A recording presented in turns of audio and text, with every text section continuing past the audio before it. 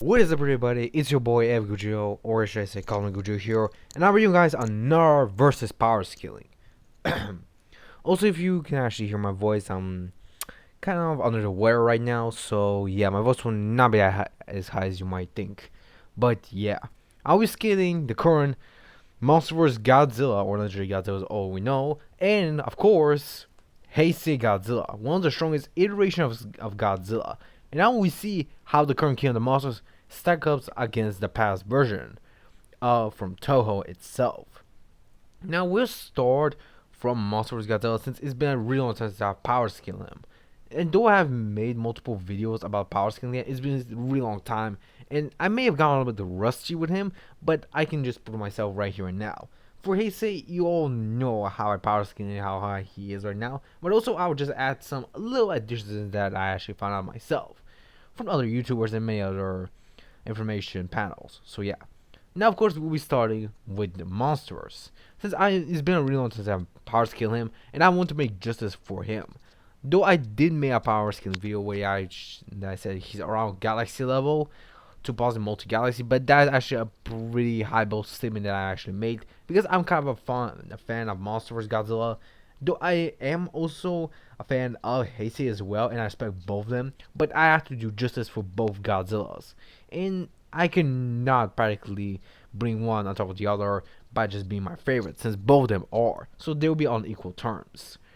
Now, MonsterVerse Godzilla actually has pretty decent durability and AP. As even back then, back millions of years ago, before he actually was able to evolve, he was able to take practically a meteor that practically ended almost of the entire life on Earth, which is at least a continental to multi-continental attack. And as well, Godzilla was able to take it. And it actually even be said to be as high in the monster world around moon level. And Godzilla was able to shrug it off like it was nothing. It was basically like he was on scratch. And that also should go to his AP as well. Since his durability is actually the same as his AP, so he can practically take outside the same level of energy as his own. So yeah. At this point, Godzilla should be around that levels of power. But if you guys don't believe that, you can just go on to the Muta Prime's battle, when Godzilla, around 2014, was able to battle against the Muta Prime, which can shaded tectonic plates, which is a multi-continental feat. And Godzilla was able to take those attacks and even fight back as well, injuring her as well. Now, all of you might think that I'm practically highballing him too much, but that's actually not the case, since the Muto Prime is actually going stronger through absorbing radiation, meaning that she was able to overpower him just by absorbing radiation. If not, Godzilla was easily able to win the battle, but she was basically distracting Godzilla so she can absorb more radiation. So with her sonic scream, she was also able to weaken him. So basically, Godzilla was on a disadvantage, yet still won. So yeah. Now we get into one of his most impressive feats, being by the time he actually blasted a hole in Hong Kong to a whole Earth back where Kong was. Now this feat should be around country level if we scale it to that, but if we actually scale Godzilla's atomic breath to basically destroy the molecules and atoms that are basically in the ground and on the way to whole Earth itself, should get even higher as well, with a low bow of around moon to dwarf planetary, mid bow at planetary to large planetary, and at a high bow of dwarf star. Yes, you hear me, dwarf star. If you guys don't believe that, Godzilla should also scale and upscale the energy of the whole Earth itself, which is said to be at least around a black hole's energy. Now, this statement could actually go in either ways, reaching from around dwarf star to star level at around a low end to a mid end of a large star and a high end of a solar system level. Now we can also get to galaxy if we say that the whole Earth's energy is basically equivalent to a large black hole, but it's kind of iffy if we actually scale Godzilla to an entire thing. So yeah, but it's indeed stated that Godzilla's power should be relevant to around above that whole Earth. So yeah. And let's not mention the fact that he also was able to evolve, with evolved form said to be 2 times stronger than his original base form. Yes, this is basically a new base for Godzilla itself. It's not like a power state like his nuke amp or his thermal or supercharged state. No, this is a current amp that he can basically use at any moment in time. When this use became 2 times stronger than his supercharged state. Yes, not base, supercharge. You heard me correctly. Godzilla not only just became stronger in base form, but he just became 2 times stronger than he was back with his supercharged state in his blue form. Now the blue form, I'm not quite sure how should I scale it, but after I've seen the movie and many other feats that it's shown, I could basically say that it's a much more weaker version of Thermo, though not to the same level as Thermo, which Thermo should range around large star level. But for this blue version of Thermo, I would say it's around Dwarf Star to possibly Star level, though not at the same level as the original Thermo form.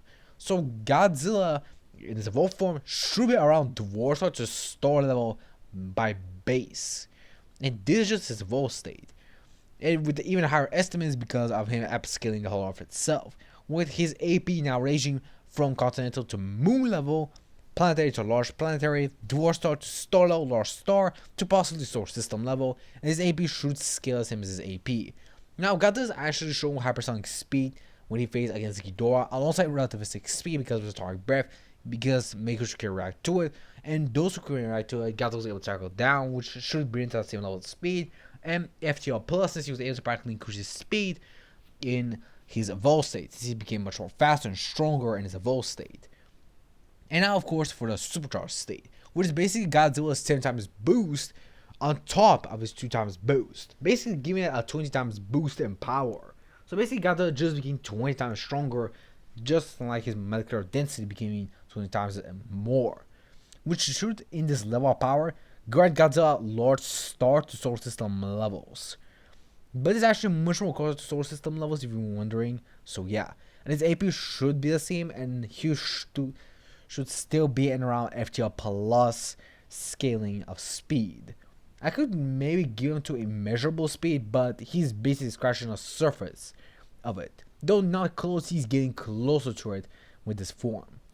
But now we're moving on to the next contestant, being Heisei himself. Now, I've scaled Heisei multiple times, but it's actually one saga of the Heisei era that I've missed, being the Biollante era. Of course, the Godzilla actually fought Biollante was said to be actually stronger than he was back then when he first appeared. The original Heisei of course, Godzilla Return, or Godzilla. So yeah. This Heisei is actually much stronger because it was able to survive a volcano eruption, which should get around to country levels to possibly continental levels, which is pretty impressive. But also Biollante is stated to also weaken Godzilla as she fought him. And this actually means that Godzilla was still able to overpower Biollante even though he was weakened.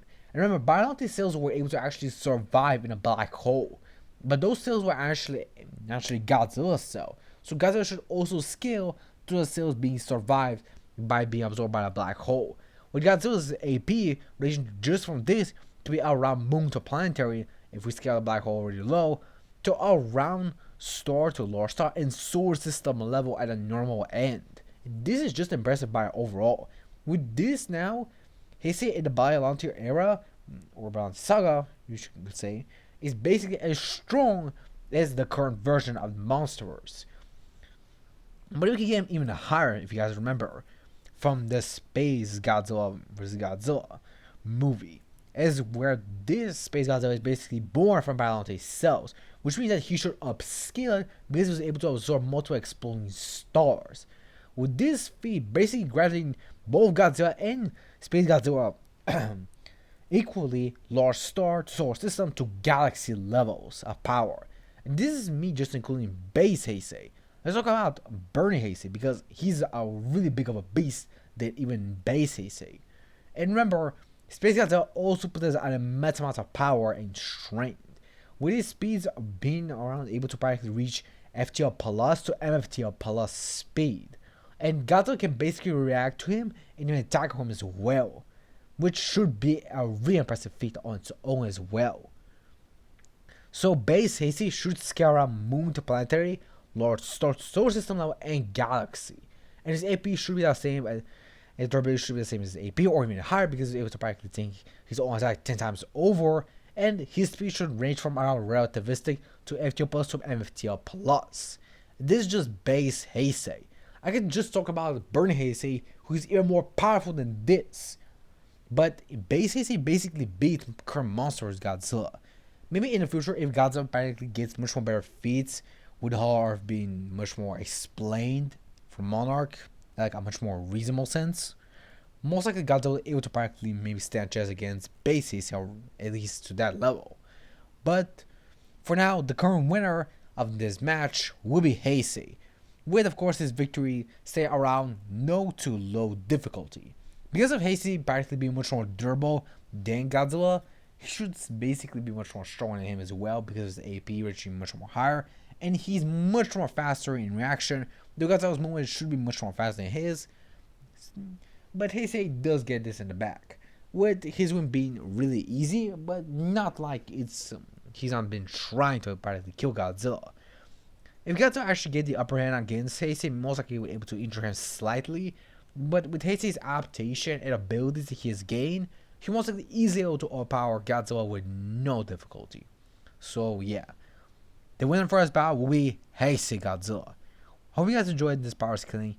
Comment down below which Godzilla or other monsters that I should scale alongside many other characters as well.